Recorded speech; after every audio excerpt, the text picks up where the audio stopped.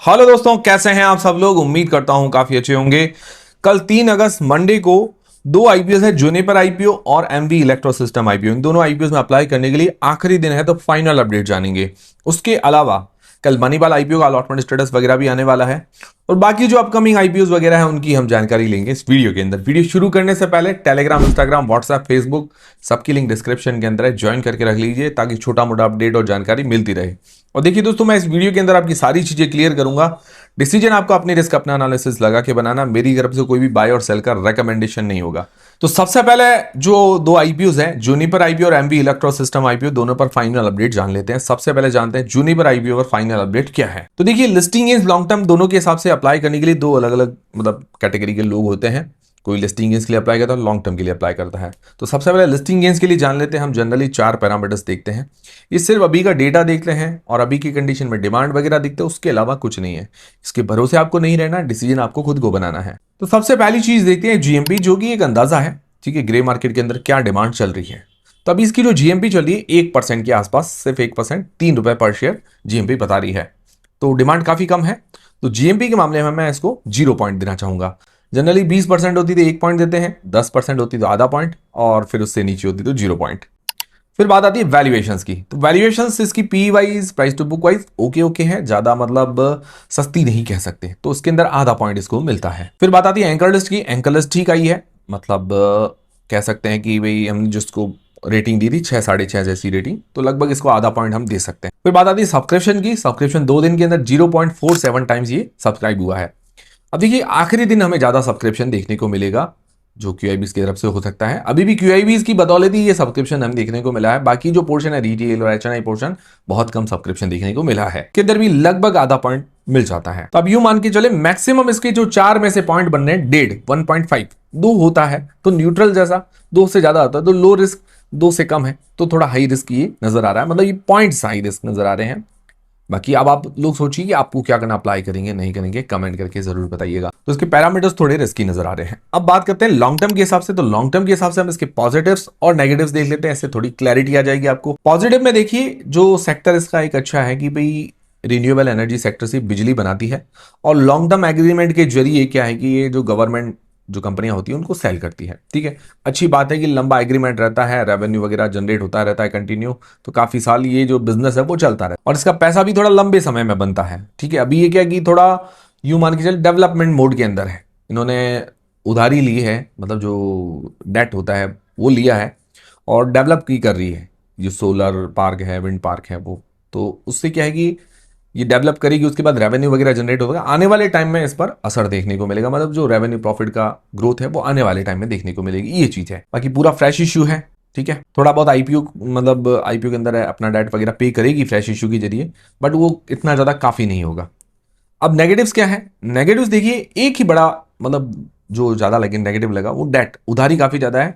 3.77 का इसका date to equity ratio, जो कि बहुत ज्यादा है। आईपीओ से पे करेगी, उससे बाद भी 3 से ऊपर का डेट टू इक्विटी रेशियो रह जाएगा, जो कि बहुत ही ज्यादा कह सकते हैं आप। तो ये मुझे थोड़ा बड़ा नेगेटिव लगा। बड़ा नेगेटिव एक ही के कारण क्या है कि देखिए, जैसे डेट रहेगा तो उसके कारण क्या है, इसको ब्याज भी भरना पड़ेगा। ब्याज भरेगी तो उसके प्रॉफिट पर इंपैक्ट देखने को मिलेगा। प्रॉफिट पर इंपैक्ट देखने को, प्रॉफिट कम होगा तो प्रॉफिट मार्जिन वगैरह कम होंगे, तो ये क्या है कि पूरी बैलेंस शीट पर, जो फाइनेंशियल शीट होती है, उस पर इंपैक्ट डालता है। और ये आने वाले टाइम में अगर टाइम पर पे नहीं करते हैं, इतना ज्यादा डेट है, तो और ज्यादा बर्डन बढ़ता जाएगा, जैसे ब्याज जो है बढ़ता जाएगा। तो ये बड़ा नेगेटिव है। ओवरऑल अगर आने वाले टाइम में जैसे ये अपना रेवेन्यू प्रॉफिट बढ़ाती है, पे करती है डेट, तो मुझे लगता है अच्छी कंपनी साबित हो सकती है। बट अभी इसके साथ ये रिस्क जुड़ा हुआ है। लॉन्ग टर्म में अगर जो लोग अप्लाई करना चाहते हैं तो इस चीज को थोड़ा ध्यान में रखिएगा। बाकी मेरी तरफ से कोई बाय और सेल का रेकमेंडेशन नहीं है। पर्सनली अगर आप मेरा पूछेंगे तो मुझे लॉन्ग टर्म और लिस्टिंग इस दोनों के हिसाब से थोड़ा रिस्की नजर आ रहा है, पर्सनली अगर आप मुझे पूछेंगे तो। और मैं जनरली जो आईपीओज होते हैं, मैं आपको बताता हूँ, मैं जो जनरली सेफ चलते हैं उन्हीं में मैं जनरली अप्लाई करता हूँ। आपने देखा भी होगा, मैं ऐसा लालच नहीं करता हूँ कि भाई इसमें 5% मिल गया, इसमें 10% मिल गया, ये हो गया वो हो गया। मैं ज़्यादा लालच नहीं करता। जैसे लोहिया के अंदर हुआ था तो मैंने अप्लाई नहीं किया था। मेरा जो क्राइटेरिया फिक्स रहता है, मैं ज़्यादा दिमाग नहीं लेता हूँ। फिर क्या है कि दिमाग लगाना, उसके अंदर लॉस हो गया तो फिर वापस पूरा प्रोसेस नया, फिर क्या है कि पूरा बैलेंस अपना बिगड़ जाता है।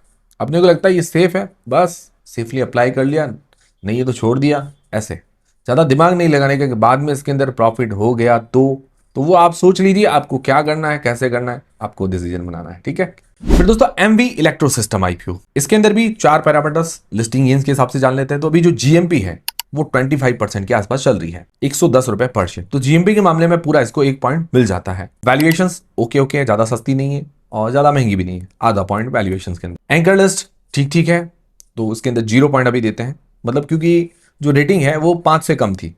फिर बात आती है सब्सक्रिप्शन की, सब्सक्रिप्शन अच्छा मिला 12 गुना के आसपास, तो 1 पॉइंट पूरा सब्सक्रिप्शन के अंदर मिल जाता है। तो अभी जो लगभग पॉइंट बन रहा है 4 में से 2.5 2.5, मतलब न्यूट्रल टू लो रिस्क के बीच में इसकी रेटिंग बन रही है। वो सिर्फ बन रही है जीएमपी के कारण, ग्रे मार्केट के प्रीमियम के कारण। ग्रे मार्केट का प्रीमियम ज्यादा है इसीलिए सब्सक्रिप्शन भी ज्यादा है, ये चीज है। बट जो बाकी पैरामीटर्स मैंने देखे वो थोड़े ज्यादा रिस्की नजर आ रहे हैं, तो इसीलिए मैं जीएमपी के पूरे भरोसे नहीं रहता हूं। तो बाकी पैरामीटर्स हम लॉन्ग टर्म के हिसाब से भी देख लेते हैं, पॉजिटिव नेगेटिव्स के अंदर। बस जो अभी लिस्टिंग गेन्स के हिसाब से पैरामीटर अच्छे हो रहे हैं वो सिर्फ जीएमपी के कारण हो रहे हैं, ठीक है। और जीएमपी का अंदाजा होता है, ये फिक्स चीज नहीं होती है, इसके भरोसे आप पूरा मत रहिएगा, फेक भी हो सकती है। फिर लॉन्ग टर्म के हिसाब से पॉजिटिव्स और नेगेटिव्स देख लेते हैं। पॉजिटिव में देखिए इसका सेक्टर अच्छा है, इसकी गवर्नमेंट या उससे रिलेटेड जो कंपनियां वो क्लाइंट्स हैं, मतलब क्योंकि ये रेलवे के इक्विपमेंट्स बनाती है, ठीक है। तो रेलवे के नाम के कारण हो सकता है, मुझे लगता है जीएमपी वगैरह जो ज्यादा देखने को मिल रही हो, यही मुझे पॉजिटिव लगा। उसके अलावा बाकी जो सारे पैरामीटर्स है नेगेटिव ही लगे। जैसे कंपनी फाइनेंशियली वीक है, क्योंकि रेवेन्यू प्रॉफिट के अंदर उतार चढ़ाव है, 2026 के अंदर ये लॉस के अंदर है। डेट 0.8 का डेट टू इक्विटी रेशियो जो कि ज्यादा है, और आईपीओ के पैसे से कोई डेट पे नहीं कर रही है, ये बड़ा नेगेटिव है। वैल्यूएशंस भी ओके ओके है, कोई ज्यादा सस्ती नहीं है, तो ये नेगेटिव है। पूरी फाइनेंशियल जो बैलेंस शीट है वो इतनी अच्छी नहीं है, अट्रैक्टिव नहीं है, ये रिस्क बना हुआ है इसके अंदर। ओवरऑल सिर्फ सेक्टर का अट्रैक्शन है, वो भी रेलवे के कारण, बाकी जो पैरामीटर्स है वो तो रिस्की है। तो ओवरऑल अगर देखा जाए तो सिर्फ जीएमपी के कारण एक लिस्टिंग गेन्स का अट्रैक्शन लग रहा है, बाकी जो मुझे पैरामीटर्स वगैरह देखा जाए तो ओवरऑल रिस्की ही नजर आ रहे हैं। और मान लो बाद में जीएमपी कम हो गई या कुछ हो गया तो ये भी बड़ा रिस्क है। ये चीज दिमाग में रखते हुए आप चलिएगा, उसके बेसिस पर आप आगे का डिसीजन बनाइएगा। मैं पर्सनली देखो, अगर आप मेरा भी, काफी लोग पूछते कि आप पर्सनली क्या करें, मैं पर्सनली देखूंगा दिन में 2-2:30 बजे के आसपास क्यूआईबीज का कैसा सब्सक्रिप्शन आता है, उस बेसिस पर मैं आगे सोचूंगा लिस्टिंग गेन्स के लिए भी। मैं ज्यादा रिस्क लेने के लिए नहीं जाऊंगा। मैं आपको कहता हूं मैं लालच करता भी नहीं हूं, कोई भी आईपीओ हो उसके अंदर बाद में भी 50% लिस्टिंग गेन्स मिल जाए तो मुझे कोई पछतावा नहीं होता है। मैं एक बार रिव्यू कर लिया, एनालिसिस कर लिया, उसके अनुसार मैं डिसीजन बनाता हूँ। जनरली मैं अपना डिसीजन कम ही बताता हूँ। काफी लोग पूछते हैं कि आप लोग क्या करेंगे, तो मैंने आपको बता दिया ये चीज़ है। मैं क्यूआईबीज का सब्सक्रिप्शन देखूंगा, उसके बाद देखूंगा कि कैसा सब्सक्रिप्शन आता है, क्यूआईबी का ज़्यादा आता है, इंटरेस्ट लेते हैं नहीं लेते हैं, उस बेसिस पर आगे डिसीजन बनाऊंगा। आप लोग क्या करने वाले हैं कमेंट करके जरूर बताइएगा। और मेरी तरफ से कोई बाय सेल का रिकमेंडेशन नहीं है, जो भी आप डिसीजन बनाए अपनी रिस्क अपना एनालिसिस लगा के बनाए। फिर दोस्तों मणिपाल हेल्थ आईपीओ, कल इसका अलॉटमेंट स्टेटस आने वाला है 3 अगस्त को की फिनटेक की वेबसाइट पर, ठीक है। लगभग इसके अंदर सबको अलॉटमेंट मिल ही जाएगा। आप में से किन किन लोगों ने अप्लाई किया कमेंट करके बता दीजिएगा। इसकी जो जीएमपी चल रही है नेगेटिव, मतलब डिमांड अभी कम आ रही है, मतलब नेगेटिव लिस्ट होने की संभावना नजर आ रही है। अभी ऐसा मुझे लग रहा है कि नेगेटिव नहीं होना चाहिए, क्योंकि एंकर लिस्ट वगैरह अच्छी है, बड़ा नाम है, इसका कारण थोड़ा बहुत क्या पता मिल भी जाए, ये हो सकता है। ऐसा जनरली मैंने देखा है, काफी सारे अच्छे अच्छे जो बड़े बड़े ब्रांड वाले आईपीओ के अंदर ऊपर नेगेटिव जीएमपी बता रही, बट थोड़ा बहुत ऊपर लिस्ट हो जाता है, कभी कभार ऐसा होता है। ये मैं फिक्स चीज नहीं कह रहा हूं, ऐसा मैंने जो पुराने एग्जांपल देखे उस हिसाब से आपको बता रहा हूं। फिर दोस्तों जो आरडी इंडस्ट्रीज आईपीओ, जिसके रिव्यू का वीडियो मैं डाल चुका हूं, आप देख लीजिए। नहीं मिल रहा आप सर्च कीजिए RD industries IPO review Jayesh Khatri लिखकर वीडियो मिल जाएगा, वरना आप चैनल पर चली जाइए, चैनल के अंदर वीडियो सेक्शन के अंदर जाइए, एक होता है होम, उसके पास वीडियो, उसके अंदर मिल जाएगा। अभी इसकी जो जीएमपी बता रही है 10% के आसपास, थोड़ी डिमांड कम हुई है, पहले 15-20% के आसपास बता रही है, अभी 10% है, 6 रुपए पर शेयर। बाकी ये 5 अगस्त को ओपन होने वाला है। रिव्यू का वीडियो आप देख लीजिएगा, उसके अंदर काफी सारी चीजें क्लियर भी हो जाएगी, और जो एंकर लिस्ट वगैरह जो भी आएगी हम डिस्कस कर लेंगे। 4 अगस्त को आएगी। फिर दोस्तों एक और अपकमिंग आईपीओ जिसकी डेट्स डिसाइड हो गई है, ये 7 से लेकर 11 अगस्त के बीच में, टेक्नोक्राफ्ट वेंचर्स आईपीओ। इसका प्राइस बैंड मार्केट लॉट वगैरह आना बाकी है, वो आती वो भी डिस्कस कर लेंगे। कल की तारीख में उम्मीद है मंडे को आ जाएगा। फिर दोस्तों अगस्त में और भी कई सारे आईपीओ आने वाले हैं, जैसे मिल्की मिस्ट आईपीओ है, शिप रॉकेट आईपीओ, और भी कई सारे आईपीओ हैं जो अगस्त महीने के अंदर ओपन हो सकते हैं। डेट्स अभी तक आई नहीं है, उम्मीद है कि कल तक कुछ आईपीओ की हमें डेट्स देखने को मिल जाए, क्योंकि अभी हो सकता है सैटरडे संडे की छुट्टी हो तो डेट्स वगैरह नहीं आई हो, उसके बाद आ जाएगी। तो ये थे दोस्तों सारे आज के अपडेट्स। उम्मीद करता हूं हमारा वीडियो, हमारी जानकारी आपको पसंद आई होगी, हेल्पफुल रही तो वीडियो को लाइक जरूर करें, कमेंट करके जरूर बताएं, हाइप बटन जरूर दबाएं। मिलते हैं अगले वीडियो के अंदर। टेलीग्राम, इंस्टाग्राम, व्हाट्सएप, फेसबुक सबके लिंक डिस्क्रिप्शन के अंदर है।